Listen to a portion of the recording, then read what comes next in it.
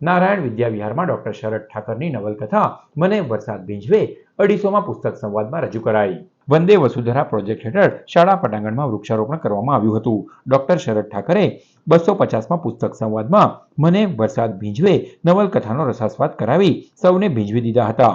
ધારાસભ્ય રમેશભાઈ મિસ્ત્રીએ પ્રાસંગિક પ્રવચનમાં એમને બોલાવી સન્માન કર્યું એ બદલ ખુશી વ્યક્ત કરી હતી. કાર્યક્રમમાં નારાયણ વિદ્યાવિહારના આચાર્ય મહેશ ઠાકર, ચેનલ નર્મદાના ડિરેક્ટર ઋષિ દવે સહિતના આમંત્રિતો તથા શાળા પરિવાર ઉપસ્થિત રહ્યો હતો. પ્રસ્તુત છે કાર્યક્રમની કેટલીક ઝલકો.